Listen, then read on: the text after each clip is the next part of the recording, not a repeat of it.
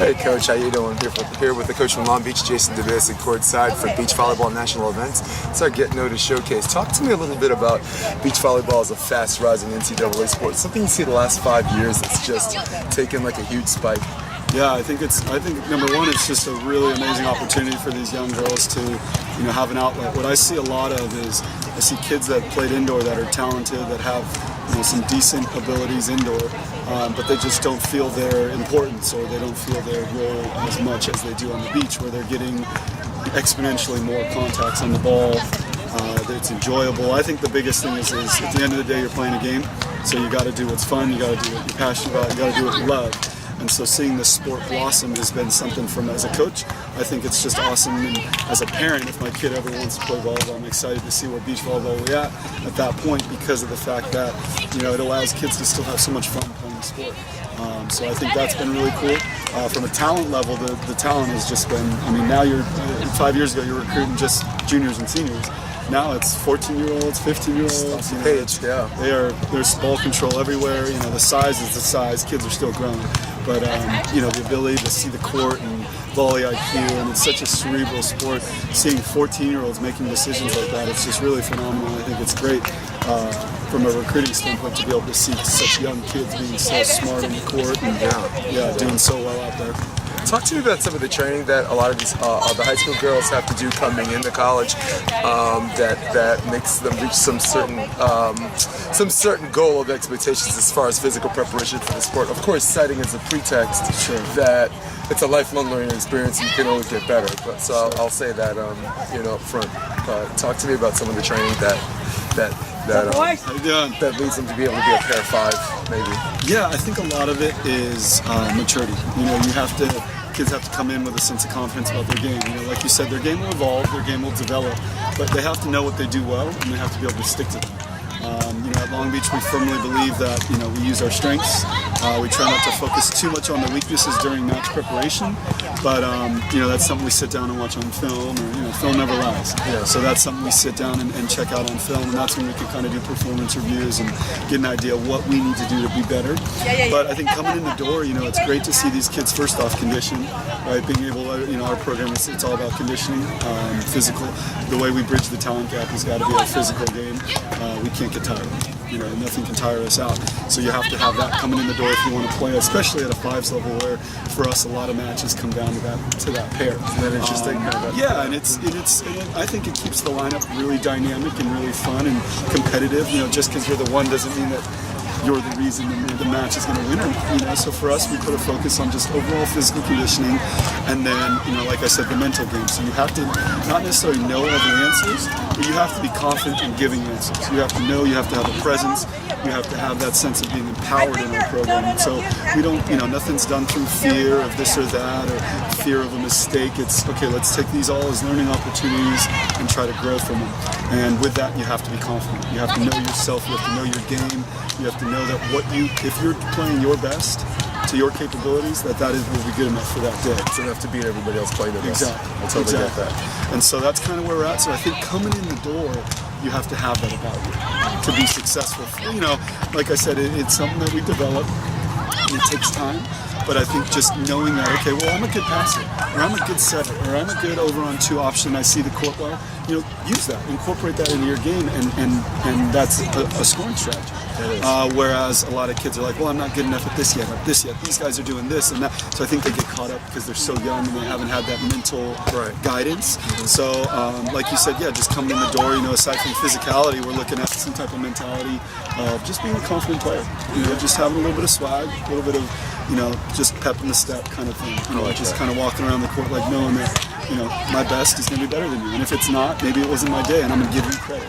Or maybe I need to sit down, watch some film, and identify, okay, these are key things that I got to work on. Coach, very well said. Yeah, absolutely. Very well said. I couldn't have said it better myself. Thanks. Awesome, thank you. I'm super grateful for all the clubs that are opening up, especially in Southern California, so that these athletes have access to great coaches. Because if there wasn't good training, then we wouldn't have the opportunity to see all this high-level talent in the high school level. Yeah. Absolutely. So a lot of the players who are incoming freshmen or whatever, what are some of the things as far as conditioning is concerned? So a lot of these girls already come in some kind of shape, or like some of the college workout plans, and won't talk about nutrition too much. Just what's the process of some of these girls getting physically prepared for the season to possibly make some of the moves? When the high schoolers come into college, all of them are very highly conditioned because they play so much, and beach volleyball is cardiovascularly demanding, and so they come in with very high endurance. The biggest change is the strength and conditioning. A lot of them, since they play so much, they don't hit the weight room as much, and so that's where we see the biggest improvement within their freshman year. Yeah, and you mentioned something about the increase of beach volleyball clubs making it easier to recruit. Do you find a lot of the girls that you're recruiting just decided they're just going to play exclusively beach, or are a lot of those girls still balancing out beach and indoor? It really depends on where we're recruiting from. In certain regions, there's a lot of access to beach-only athletes, and so that's what we look at primarily. But if we look at different regions where beach volleyball isn't as popular, we'll key in on indoor players that have potential to make the transition to the same. Cool. All right, Coach, thank you. Thank you so much. So Jason DeVilliers, Todd Rogers, what's up, Todd? How you doing? I'm not just doing some recruiting. Thanks for joining me. I wanted to talk to you a little bit. We had a previous conversation, actually a year ago, about that. Probably the last national showcase. We were talking about NCAA volleyball as balls crashing as a fast rising sport. Like for me, the last 5 years, I've seen a significant spike in that. And do you attribute to like the increasing club availability? What are your thoughts about that? Trickle down effect. You start having it in college, and then so therefore clubs start building and coming up because there's a means to an end. You know, a lot of these girls want to get better and they want to pursue that college dream of playing sports in college, and so therefore, you know, it just has that trickle down growth effect, and you see it out here. There's 50 gals, and almost every one of them are playing in some form of a club. Cool. And of the girls you recruited there and they continue to build a program at Cal Poly, how many of the girls, like a rough percentage-wise, like the new recruits, the freshmen, have made a command decision to play beach volleyball exclusively before they came in? Because I noticed there's a lot of girls that are like, you know what, I think I'm done with indoor. Heck with that. I think I'm going to do this. I would say the ones that I'm bringing in for the beach program specifically, all of them, every single one of them. Now there are, you know, the indoor coach and I have gone back and forth a couple of times. We're good friends, and like, hey, would you be interested in this girl on the beach if she commits here for indoors as well? And then I'll see her on the beach. Or she's just a phenomenal athlete, and I'll be like, yeah, absolutely, I would love to see. But it's not a matter of, hey, she's on the beach team because we recruited her for indoor. It's, hey, we're recruiting you for indoor, and then if you can make the beach team, you'll get a tryout to do so. And I think that's how a lot of these NCAA programs are built, right? I think the first couple of years, a lot of them do use a high percentage of their indoor players. LMU, Loyola Marymount, pitch for John Mayer. LMU certainly did the first couple of years. So. Okay, let's talk a bit about preparation and conditioning. Like, what's the conditioning a lot of these high school girls come in as incoming freshmen, as far as like time in the gym, and what kind of conditioning they come in, and what kind of preparation do you make to prepare them possibly to compete for the 5 pairs? The vast majority of them do need some strength work, no doubt about it. They just haven't gotten into the gym at the level of a collegiate athlete that's been there for at least a year or even 2 or 3 years. So that's just almost across the board with every single person that I've seen who's come in. The other thing is the amount of work. They're used to going down and they're in their clubs, and their clubs train 2, maybe 3 times a week, 2 hours.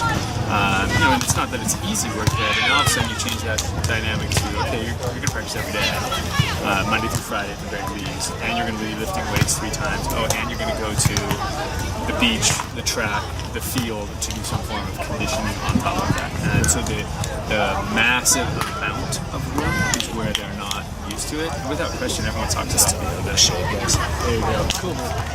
The rookie. That's Grand Canyon University. Sorry. No plug. Just the mass amount of work. They're not comfortable doing it. And until they get to that point, they hit the rookie wall at some point in time. You got to push through that. Yeah. You have a few gals maybe that maybe the track and field that Like are the used to best that. way to prepare for Yeah, that. because they're going, okay, this is what we do. We work out nonstop, and so they're used to it. Outside of that, though, I don't think very many volleyball or beach volleyball players are ready for that amount. Yeah, quantitative. Yeah, Yeah. I got that. All right, Todd, thank you so much, man. Cool, Jason. Here to the day, we were chatting about the process, and we're going to talk a little bit more about that as far as like beach volleyball being a fast-rising NCAA sport. Seems like the last 5 years it's taken this huge hike, and I talked to some of the other coaches, and some of them attributed to the increasing amount of clubs quantitatively, and of course with volleyball quality-wise. Qualitative is not a word. So your thoughts?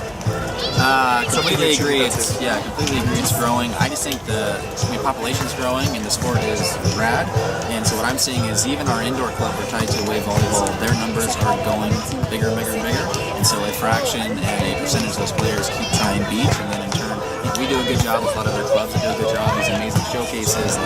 It's getting bigger. There's more hype, and I think the more people want to be a part of it. And there's college opportunities, which is the underlying. Definitely, that is a common denominator for certainly to some of the parents as well as the children. Got a lot of girls saying who are balancing their time from indoor and outdoor, saying, you know what, I think I'm just gonna do this outdoor thing. Man. More players are deciding to go beach only is a popular term, but more and more. We got some in San Diego, the big trials come in like early fall in October. Yep. And I'm expecting more of those kind of conversations coming this year more than before, just because all the events are getting bigger, there's more colleges adding, and just the sport itself is just growing, which is amazing to be a part of. Yeah. So let's talk a little bit about physical preparation for the NCAA beach volleyball. Sure. I'm under the understanding a lot of the college coaches, for a lot of girls that don't use the gym time, they PT them to death, of course, to help prep for the season. What's some of the things you do as a club coach that helps not just mentally, we'll speak off the cuff, mentally and physically, but let's talk a little bit about both. Some of the things you help to do to prepare them for. Maybe say the mental side first. The mental side, it's tough, and everyone does their own thing. We have a lot of kind of active coaching during practices, and more so like kind of scenarios where like, hey, look, in this situation, like this is what just happened. What do you think about this? And if a player is doing, we kind of go. It's a long-winded answer, in that like there's all sorts of moving pieces, obviously, and then in fact like. Why would we be serving a player in this situation, or why are we doing that block call when this is what they're showing us, and trying the mental, physical side of it, I guess. That makes sense. And so we're constantly giving feedback about that and asking them questions, and hopefully letting the individual team I'm speaking with the scenario answer the question. This way. And so that mental side of it, and the idea of like a strong start. Like, you've got to come out to every match, and you've got to try to get to 5 first, and then 10 first, and what it might do on the court if you come out like bouncing balls the first couple swings, and like is that team going to then serve you or not serve you, and like there's all these little mental pieces, even the warm-ups we kind of talked about. The physical side is we run aggressive, fast-paced practices to try to get some of that cardio in with practice, because let's face it, I don't get to see everyone 4 days a week. I mean, usually 2 days a week is kind of our norm, even for our elite athletes, and so trying to have that fast 3 would be like win. It would be amazing. But then in turn we have a workout component at our club that they can join as well. But in turn, I just ask our athletes to respond to me, who their trainer is, who they're working out with, so I can potentially create a relationship with that individual or that organization. And in turn, we are suggesting that they are working out 1-2 days a week on their off days. And because we're hearing that you're saying the college game, they're all working out a ton. And I have even today, I've had 2 coaches tell me like, hey, I really like so-and-so. If they get stronger, like they're there. And so I am regurgitating that information, that feedback, and trying to impress that upon our athletes. And, I don't have a stake in the workout component, but I want them working out. And we've all seen having your legs at the beginning of a tournament, at the end of a tournament, is super important. If you're not training those muscle groups, and that it's not just going to happen. Conditioning in comparison to energy efficiency, knowing your limitations, totally get that. Coach, cool, amazing. Thank you very much, sir. Thank you. Cool. Thank you, sir. Matt Olson. So what's up, Daron? Hi. Just Neves. This is the lady with the plan. Beach volleyball national event. She's also the director of Endless Summer Beach Volleyball. How you doing? Good. Cool, Very man. good. So I was talking to some of the other coaches about process and also NCAA beach volleyball as a fast rising sport. And I guess I'll shoot some of these questions your way. Like the last 5 years, there's been a huge spike in girls who are telling themselves, who have been balancing indoor and outdoor volleyball, Right. who have been telling themselves, actually, I'm just going to play beach. Right. It's happening a lot. Yeah. Yeah, the last 5 years. And what do you think what do you attribute that to? I think there's more opportunities on the beach. There's a lot more schools opening up. There doesn't necessarily have to have these schools, although they do like height, that you don't have to be 6'8" or 6'5", and so there's a lot of room for the undersized player that's maybe under 6 feet. Yeah, that's true. Yeah. That's true. I also talked to some of the coaches about physical and mental preparations that go from high school to college. What do you think I'm with Endless Summer too, so what do you think we do to help some of these girls either physically or mentally prepare? You can tackle one of those categories to help them prepare for college. Physically, we give them a structure that they're used to, and they know that it's demanding. And they have to stay with it. There's certain requirements that we demand when they come to practice. And I think mentally, we prepare them where we don't overcoach them at tournaments. We give them all the preparation that they need at practice. And so when we get to tournaments, it's expected that they know they've got to call timeouts, that they need to call for each other in certain situations. They need to make their calls. And they're relying on each other as opposed to relying on the coach. So we're trying to make them independent, so that way they can process everything and limit their timeouts, and they know how to talk to each other when they're on the court, and they can figure things out as opposed to taking a timeout and looking for that help. We've already crossed that bridge at practice. We're giving them the knowledge that they have with talking to them. So when we get to a tournament, we're gonna work with them and we're gonna coach them, but they really already know what they need to do. Yeah. What I found out, one of the biggest things was one of the enemies of winning some of these tournaments was something I affectionately refer to as paralysis through analysis. Right. And I think you do a really good job. You're diligent in making sure they know volleyball is about strategy, but it's also about doing. Right. And not, like you said, not overanalyzing. I think you as a program director and the coaches that are part of Endless Summer have done a really, really good job. But in fact, I think the coaches are great. Awesome. I do too. We always have top players, and we're very proud of them. So we're excited to keep working with them. Yep. Daron Forbes, thank you very much. Thank you. Awesome. Yes. And hopefully we'll see everybody at the next beach volleyball national events, which will be July 31st, and the day before, July 30th, will be our college coaches clinic, and we've got 8 coaches already lined up, so we're going to possibly be doing 2 sessions with maybe even more coaches. So look us up and come out and play to get noticed. I love it. All right, thank you.